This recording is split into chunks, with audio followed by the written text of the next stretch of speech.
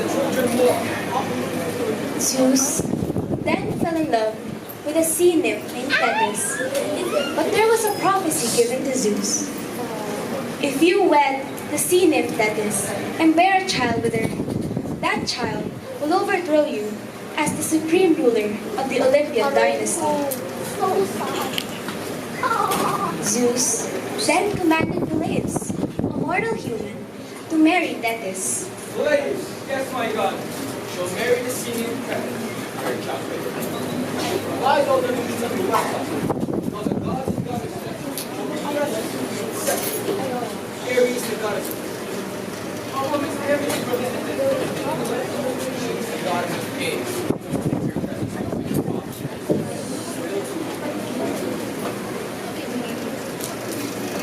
And Thetis' wedding has come.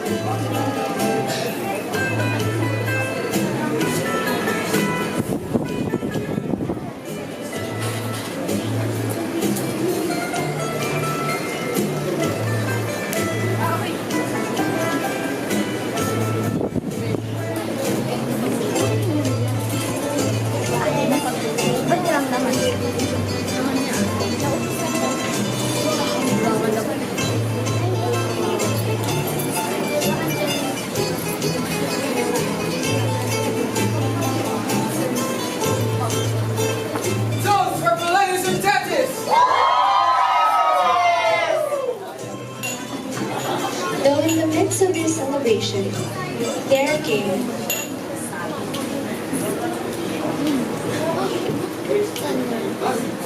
What's happening? Where's she? Why are you here? She's not invited. Get behind me.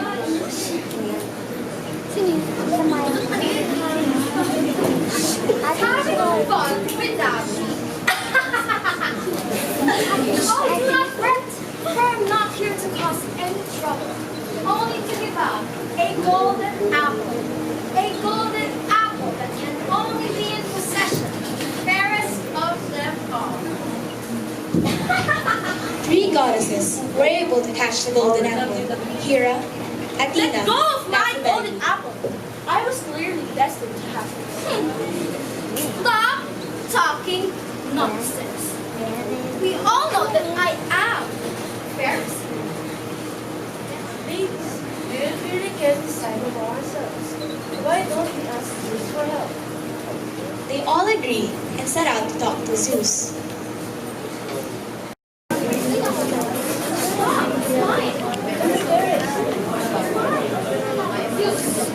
Tell them that I am dead. Even though they pleaded their cases, Zeus still chose to not pass on his judgment for the mere fact that the 3 goddesses were family to him. I shall send out my messenger Hermes to Mount Ida. Look for a man named Paris, the one to decide whom among you two will inherit the title fairest of them all. The 3 of you shall go with him. Hermes! Yes, my king. Go to Mount Ida. Deliver this message to a man named Paris.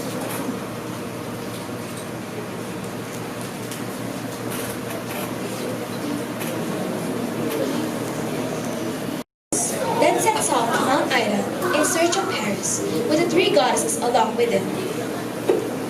Paris, I came bearing a message.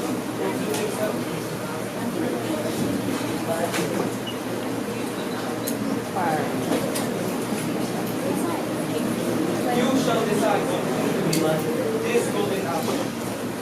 Your decision will determine who is the fairest of them all.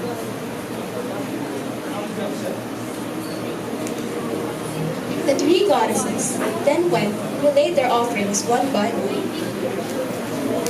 Why, hello, Paris. You must be a pretty wise man considering business. My, you must be blind if you can see I'm the fairest among the other 2. I'll give you immense power. If you were to give them little golden apple of peace, choose wisely, dear. Hera then walks out, and Athena proceeds next. With a mighty five golden apple of life, and no one else will be mighty five. If ever God, don't worry. I will give you wisdom and glory. The last goddess, Aphrodite, then proceeds to walk up to Paris. My sweet little boy, you seem a bit unsure of which offer to accept. Here, let me make it easier for you. I offer you the love of the most beautiful woman in the world, Helen of Troy. Know for yourself, but what you really desire is a woman.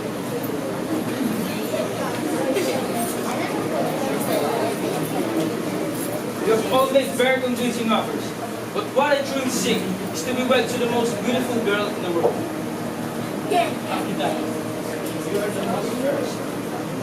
Aphrodite accepts the golden apple. The other two goddesses angrily scoff, then go on their merry way. Wise choice, boy. I shall fulfill my end of the bargain. Eros, dear, I need your assistance.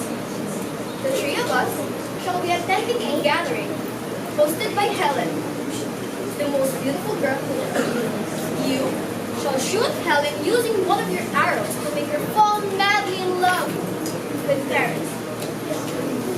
We can deal with her husband in the lakes later. What? No more deal done, dear. We must leave at once. At a gathering hosted by Menelaus and Helen,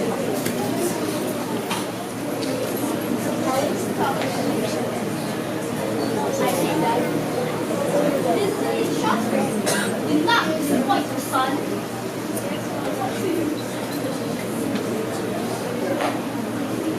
Helen then gets shot with an arrow from Eros, making her fall madly in love with the first person she sees. Young lad, I keep desiring. I desire every week. Now, please go away from here. Excellent work, son. Oh, Menelaus! Your wife is leaving with another man. Paris, Prince of Troy, heed my word. You shall get what's coming to you.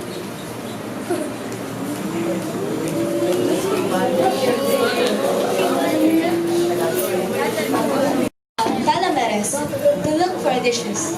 Little did they know, Odysseus wanted no part in this potential war, since he already had his own family.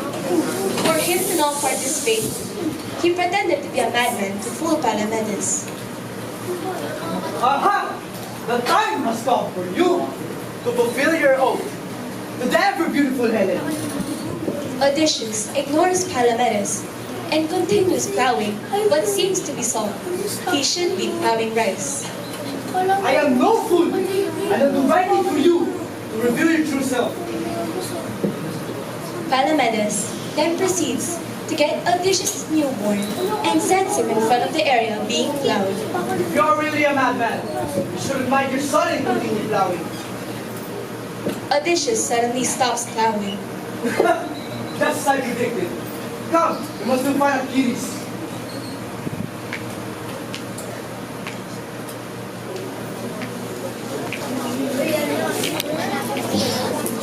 To look for Achilles.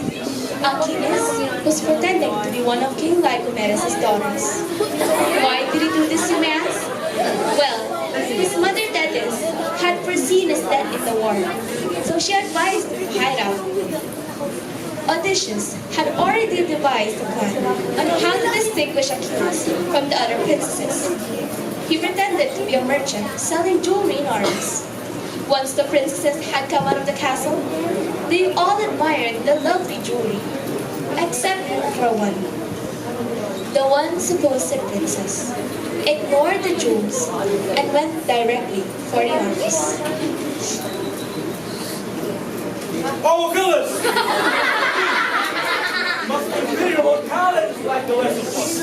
Menelaus requests for all of us to participate.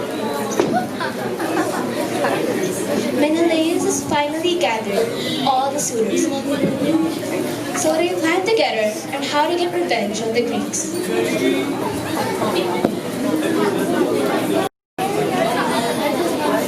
On the other hand, Agamemnon, commander-in-chief of the Greek army, has killed the sacred statue of Artemis. Must enrage Artemis. See that? This enraged Artemis, which pushed her to send out a pestilence to the Greeks.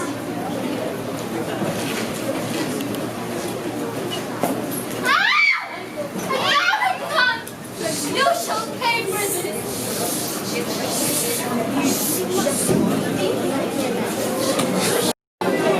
Calchas, a soothsayer, told the people that the only way to appease Artemis' anger is to offer a virgin mortal at her altar. Iphigenia, Agamemnon's daughter, and the only virgin at the time, was chosen to be sacrificed to Artemis. They fooled her into thinking she would be wed to Achilles that day, so that she would come to Aulis in motion to be offered.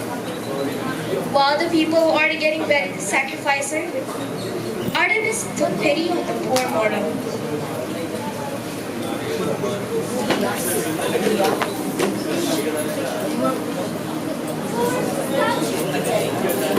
Instead of being sacrificed, you will become princess of the Alps. Goddess, I offer my entire thanks for your kindness upon me. Iphigenia then went on to serve Artemis for the rest of her life. After the wrath of Artemis had been appeased, both contending armies met on the shore of Troy.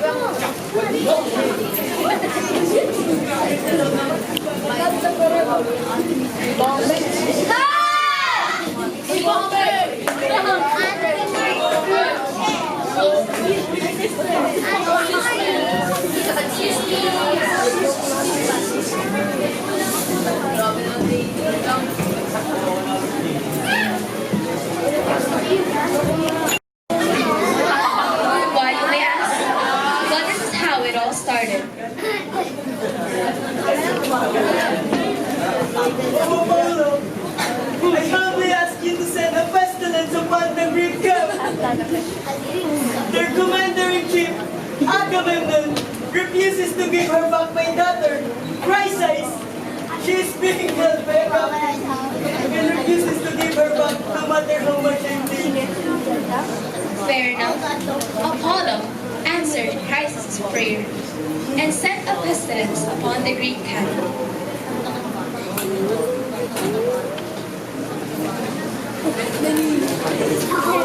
Meanwhile, in the Greek camp,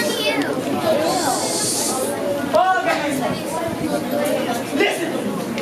This is all your fault. If only you just given your captain, none of this would have ever happened! James I read two soon pestilence. their bickering then soon worsened, and soon enough, Achilles tried to advance on Agamemnon, but was held back by his comrades. So, I have come to this solution. I will give a price that is depressed to come.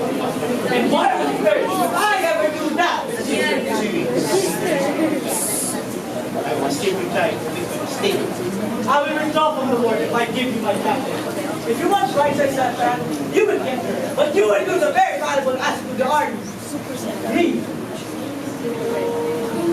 Agamemnon then returned Chrysis to her father and got possession over Briseis. Achilles withdrew from the war along with the Myrmidons. As withdraw from the war, Thetis then went to Zeus to make a request.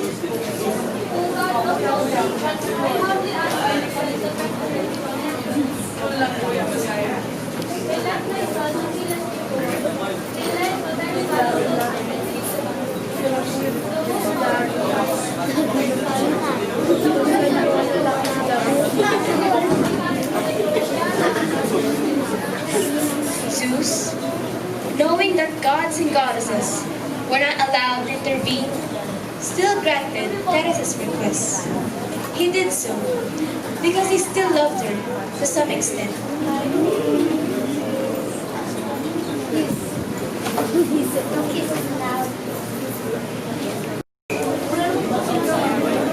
Agamemnon then gathered all the strongest warriors to plan their next move. We are listening. What shall we do next? Maybe if you let Achilles continue participating in war, instead of forcing him to give up his captain, this would have never happened. Dare you speak to your commander-in-chief in that manner? Yes, yes, I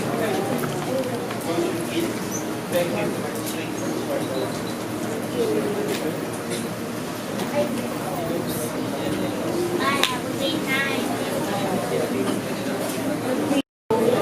Diomedes, Phoenix, and Ajax were sent to Achilles, but he was deaf to their entreaties.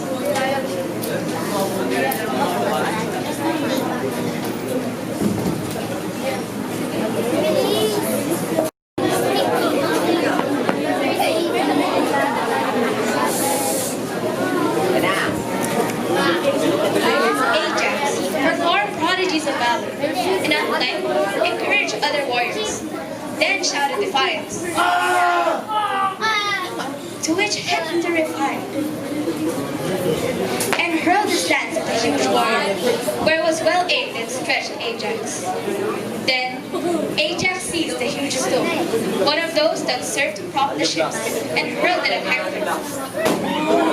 The stone struck him on the neck and stretched him on the blade, stunned and almost lifeless.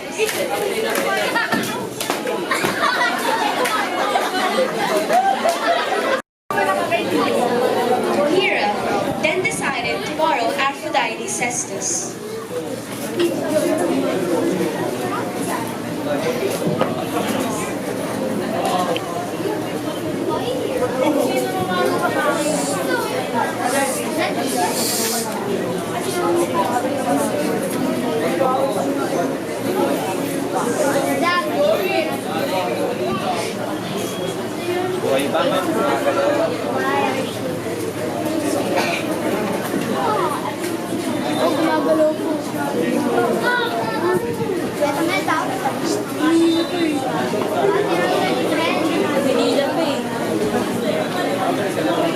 Zeus was distracted by the wiles of Hera, where she borrowed Aphrodite's girdle. Its effects increased the wearer's charm, coming to the degree where the one who is wearing it is irresistible.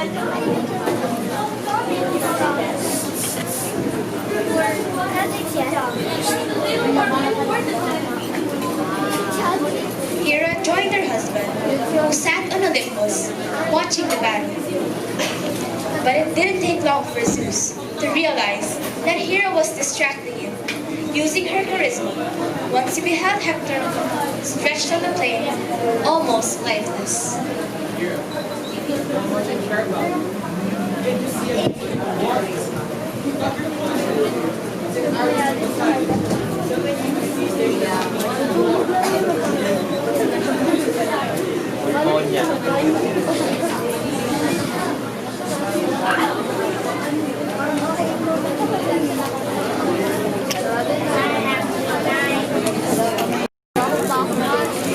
Iris was then set out to deliver the message to Poseidon, the god of the sea.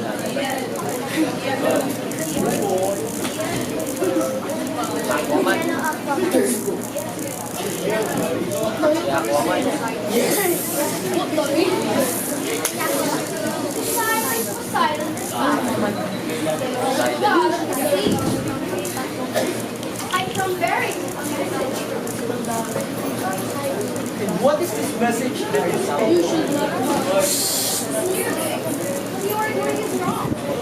Zeus has sent me to inform you that he wants you to stop. You know the consequences of your actions.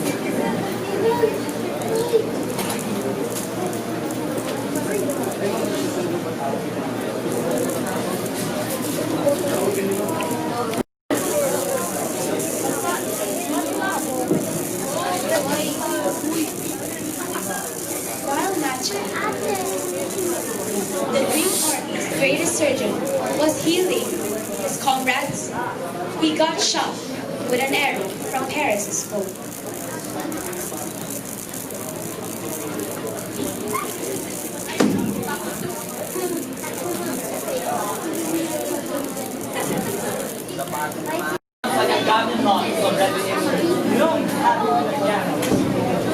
Are you listening to what you're saying? No, that's wrong, right? You should help us in the battlefield.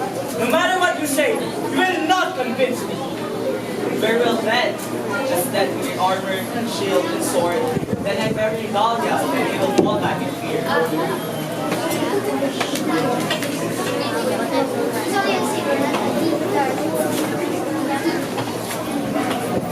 Fine. But you must be considerate of getting them. Do not engage in one-on-one combat.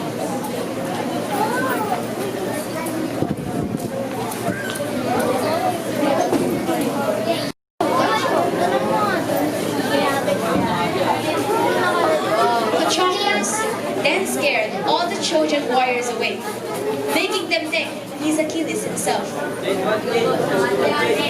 However, Patroclus did not follow Achilles' instruction to slay a lot of Trojans.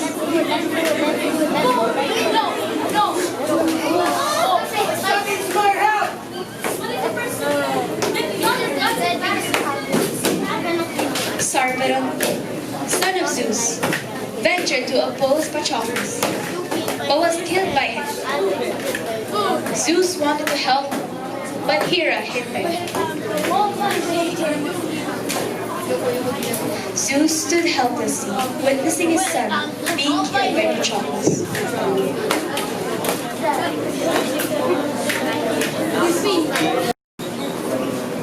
Hector, now confronted by Patroclus, whom he thought was the illustrious warrior Achilles.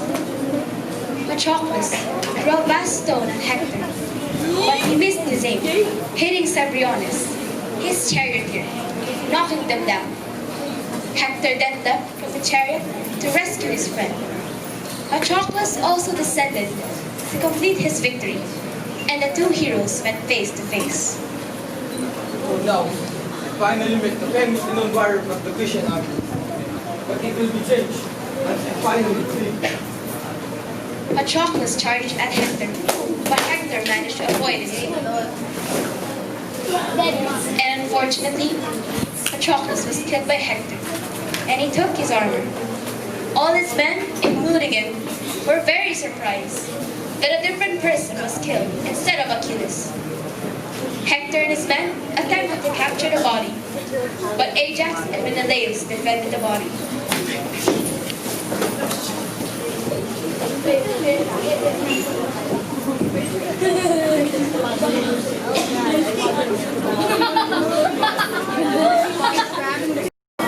Ajax sent Antilochus to Achilles to inform him about the death of Patroclus.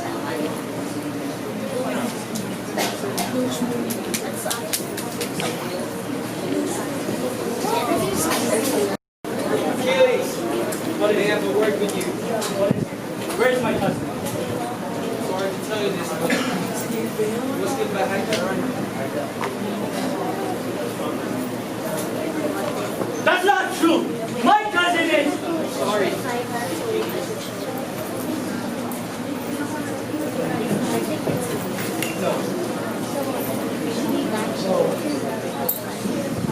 No, it can't be!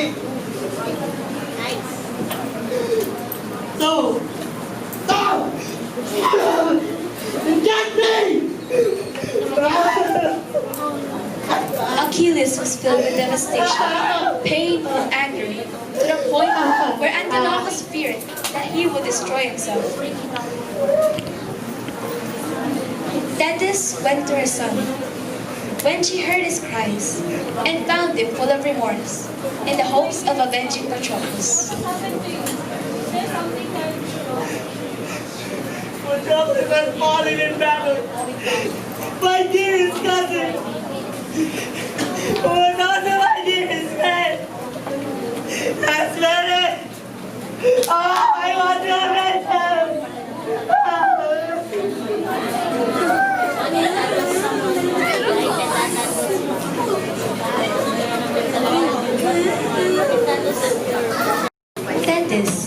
then went to Hephaestus, god of smith and of fire.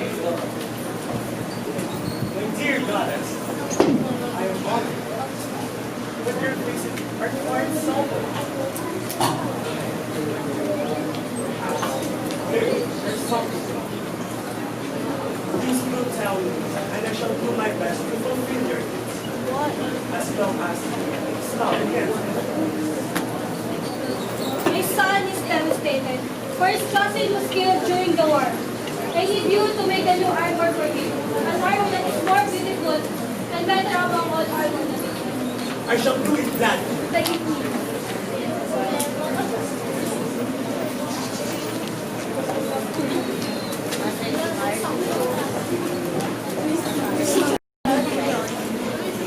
Hephaestus skillfully forged a new suit of armor made with 2 brass, 2 tin, and 1 gold.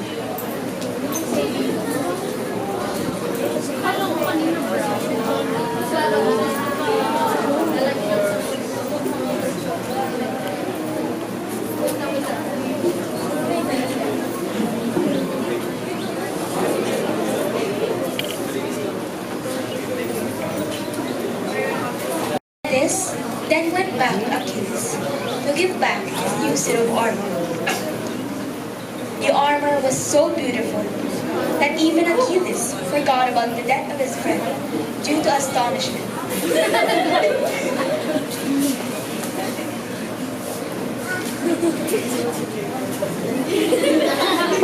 Achilles called the council of the Greek chiefs. He renounced the displeasures of Agamemnon and the problems that followed with its effects. Finally, Achilles and Agamemnon reconciled. With prophetic words, he warned Hector of his approaching. Hector, you shall meet what is destined to you. Your doom. I am not Hector stood determined to await the combat between him and Achilles. Son, I beg you to please, retreat from the walls. I'm sorry, father, but I must face Achilles, for he is just my equal in valor and strength. It is my responsibility to face him.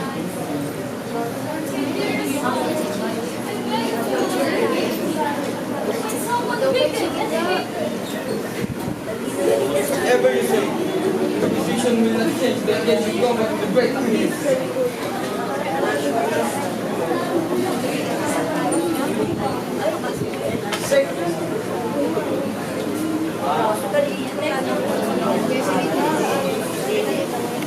Courage. But his heart failed, and he fled once he saw Achilles. The 2 warriors circled around him 3 times, as often as Hector approached. Achilles forced him going back to the city.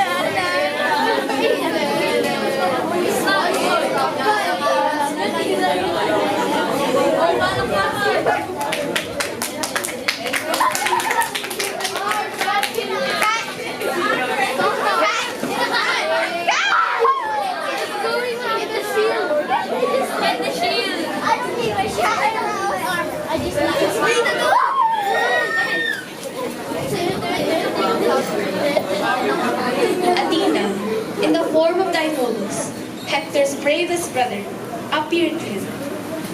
Do not be frightened, brother. Really, Strengthened at this sight, Hector returned, throwing his spear, but the shield of Achilles could not be penetrated.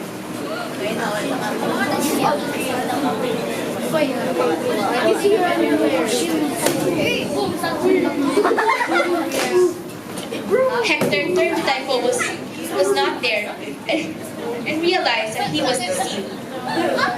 Achilles stabbed Hector in the neck, leaving Hector unable to breathe.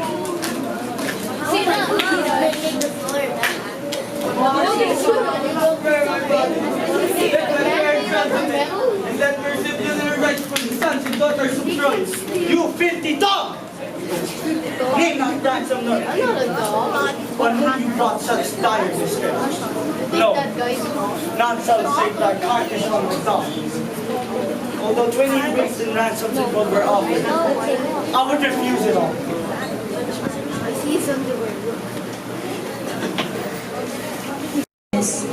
To be King Priam's guide and protection. Hermes put the guards to sea, and Priam entered Achilles' tent.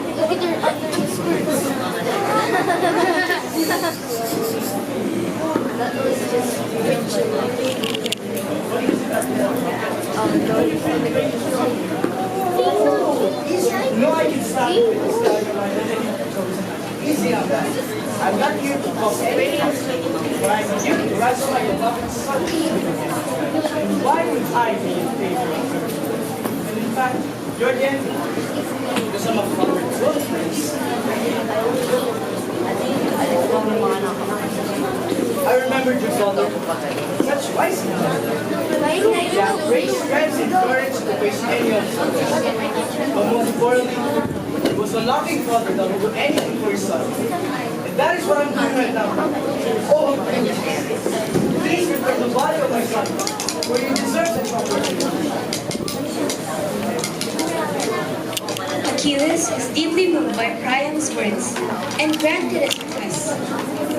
Achilles also pledged a truce of 12 days for funeral rites, and for 9 days, the people would put wood, and on the 10th day, the body would be burned. Troy did not immediately fall, but received aid from his allies. One of these allies were Memnon, the Ethiopian prince. Another was Penthesilea, queen of the Amazons, who came with a band of female warriors. Wow! Queen of the Amazon.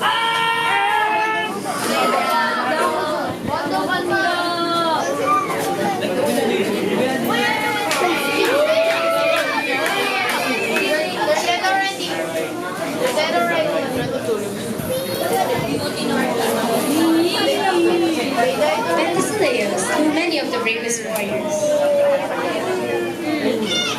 Oh, yo, that was chase. but unfortunately was killed by Achilles. Seriously, girl, dying. Oh, you're strong. Thersites, an insolent brawler and demigod, ridiculed his youth and was inconsequent, slain by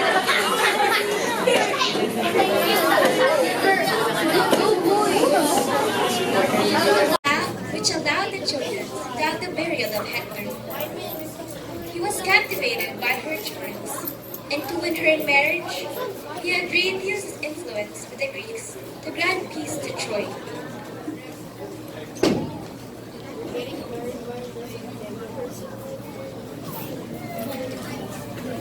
While Polyxena was praying to her, asking for guidance, she was interrupted by Agamemnon.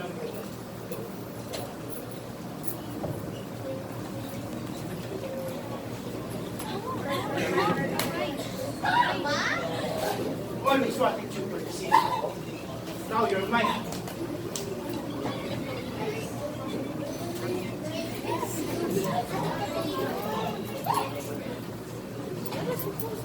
Polyxena then proceeds to kill Agamemnon.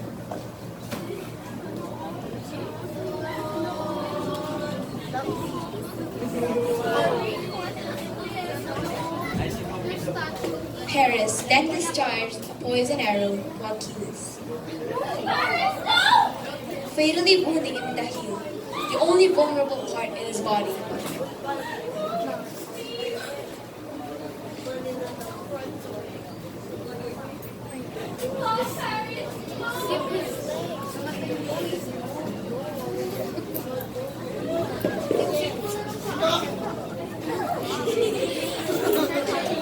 The body of Achilles, treacherously slain, was rescued by Ajax and Odysseus.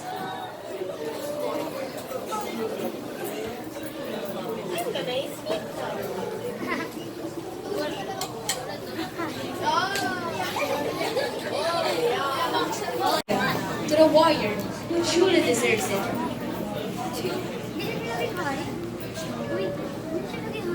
Ajax and Odysseus were the only claimants, A number of the other chiefs were appointed to award the prize. Well, obviously, I'm the intelligent one here. I truly deserve the regalia. Those thinking otherwise are nothing. I am not here to boast. But I think I'm aware of that regalia and people in remarkable strength. I am the only one here who is truly worthy of taking possession of that regalia. The regalia was awarded to Odysseus, thus placing wisdom before valor. Fueled with rage, Ajax hid himself.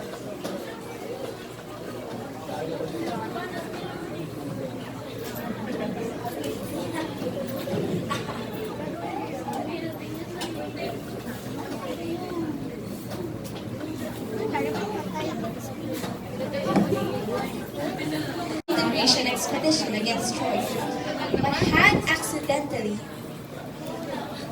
wounded his foot with one of the poison arrows, and the smell from his wound proved so offensive that his companions carried him to the Isle of Lemnos and left him there.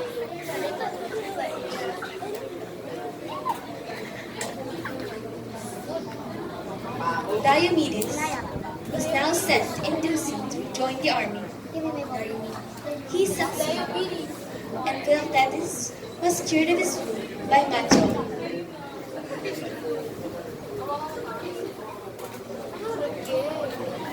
This was the first victim of Philoctetes' arrows.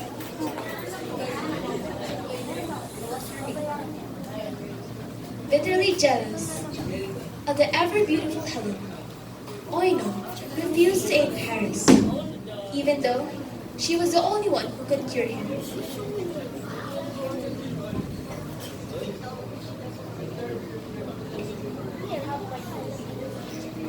What is it that you need, Paris?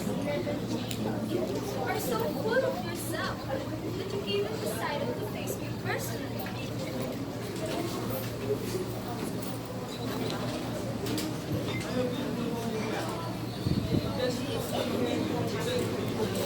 Oh, Paris, what makes you think that I'm curious? Of all people using my abilities? How dare you even come to me asking for that after leaving me?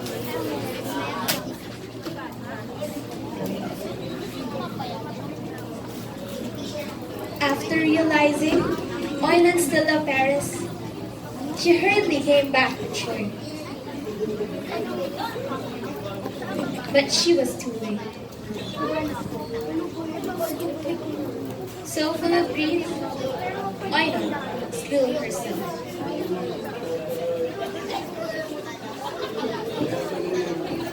Troy, a celebrated statue of Athena called the Palladium. It was said to have fallen from heaven, and the belief was that the city could not be taken so long as the statue remained within it. Even though the Trojans had Athena's Palladium, Athena still chose to side with the Greeks.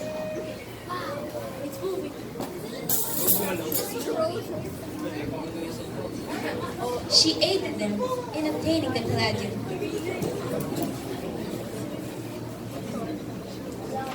It's the making of a giant wooden horse that his men could hide in. Why in the shape of a horse, they asked? A horse is the first thing that comes to mind because they thought with his son's toy horse that he would often play with. I know how to take a collection. With a giant wooden horse. It will fall inside when they bring the wooden horse within the walls of the floor. Like it. They all agreed and got forth on the wooden horse.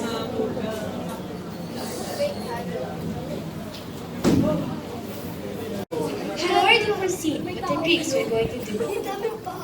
She warned the people not to accept the wooden horse being given to them, because she had already foreseen the future of Troy if they were to let the wooden horse lay within their walls, and wanted to prevent this. She was persistent, though did not have any effect on the people. They ignored Cassandra and still accepted the wooden horse. What are you doing? Do not let the wooden horse go into the city. Please, hear me. I have received the favors. Here at all. The wooden horse didn't even listen to me. It is not broken God. Okay? It is not broken God. I cannot keep my word for God. Don't! The people of Troy ignored Cassandra's warning and still accept the wooden horse.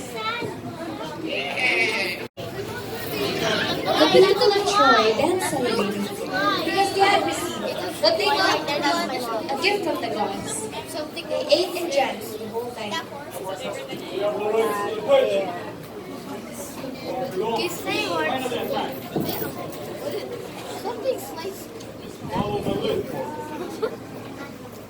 While they were celebrating, Odysseus, together with the other Greek warriors, waited in the wooden horse until the coast was clear.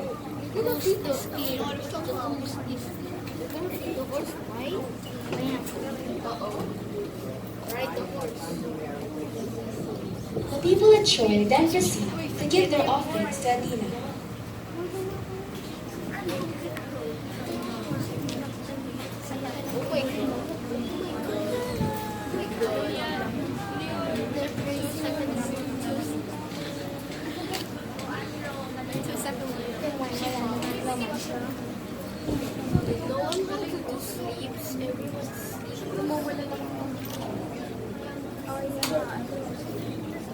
After enjoying the night, the one who did not go would be their last. The Trojans fell asleep.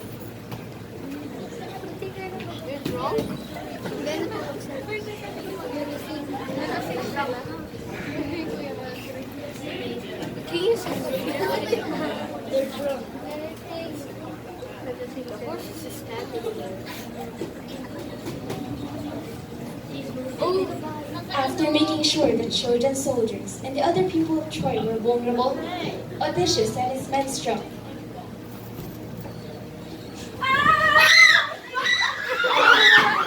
They killed and slaughtered the Giants who passed out on the ground, as well as the other bystanders.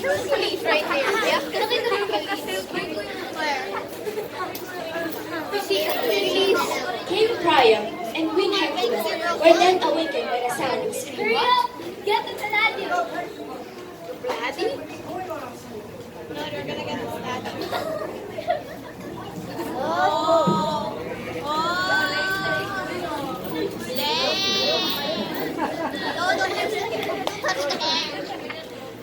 Don't touch it, it's made out of wax. Don't ever touch wax.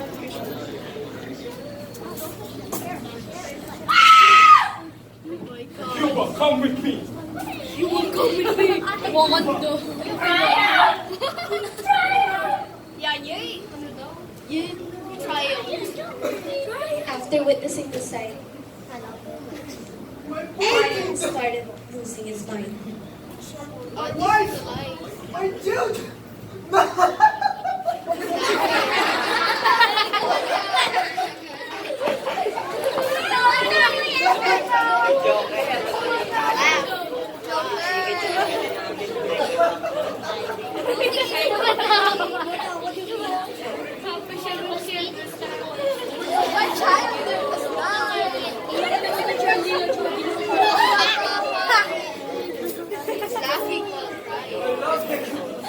It's called cry happy, so you won't cry that much.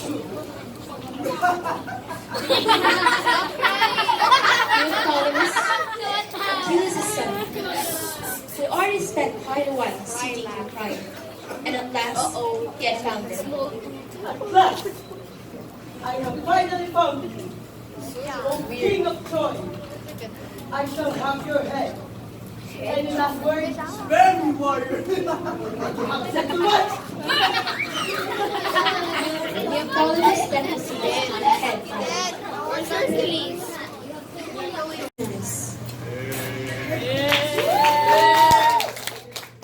Ice Miguel Mendoza as Hector. Jose Gabriel Vargas as Zeus, Antilopus and Thersites. Roland Pupo as Athena.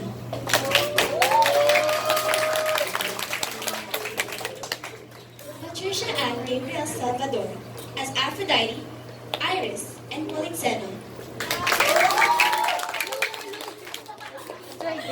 Kate Valier as Hera and Deiphobus.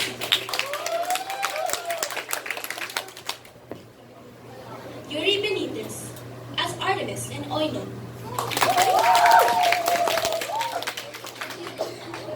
Algix Avalos as Apollo, Patroclus, Philoctetes, and Memnon. Vincent Orozco as Poseidon, Isis, and Neoptolemus. Kenneth Muyawan as Hermes, Peleus, and Diomedes.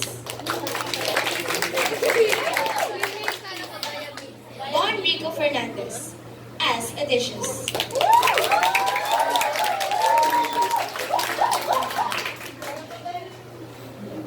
David Villaruz as Hephaestus and Ajax.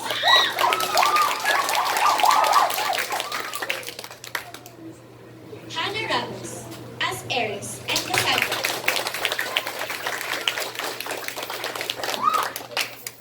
Charlotte Gloria as Thetis. Sean Liza as Paris and Calcas.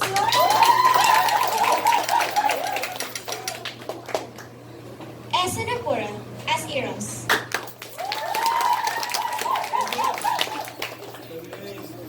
Denise Clement Walker as Helen, Cebriones, and Penthesilea. Jumbo Domingo as Menelaus and Agamemnon. Charisse Dipgos as Manchal. Denise Stain Asayo as Hecuba and Sarpedon. Precious Diane Jansen as Chrysanthus. Gabriela Villaluz as Brysanthus.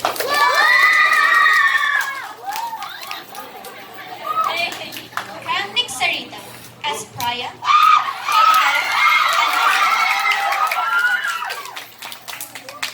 Daniel Gallador as Phoenix. Rose Rivera as Iphigenia.